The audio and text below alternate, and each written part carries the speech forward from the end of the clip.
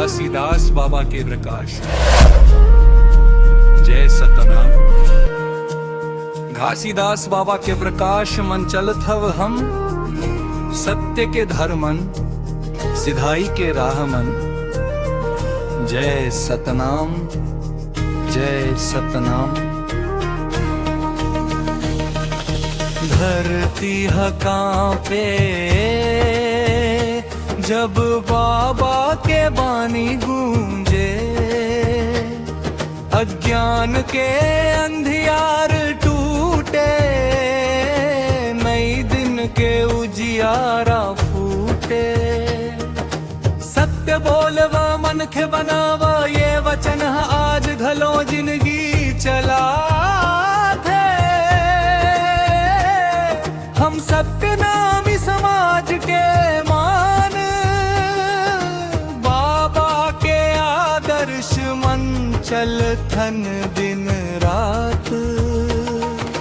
जेकर नाम ले मन पवित्र हो जाए, जेकर दर्शन ले जीवन सुधर जाए। वही बाबा घासीदास के जय जयकार। जय सतनाम, जय सतनामा का। जय जय सतनामा का। जय सतनाम। घासीदास बाबा के प्रकाश मन चल थव हम, सिधवा सादा जिंदगी के सीख। ना लोभ न द्वेष बस मानवता के रीत। धरती ले उठ के गगन तक गूंजे, सत्य ही ईश्वर सत्य ही गीत। हम सब एक मानव एक बाबा के समाज, समानता नेक। कटघरे मन खड़े असत्कर्म,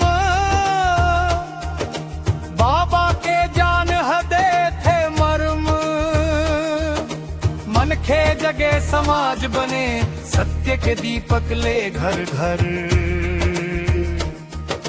जय सतनाम। घासीदास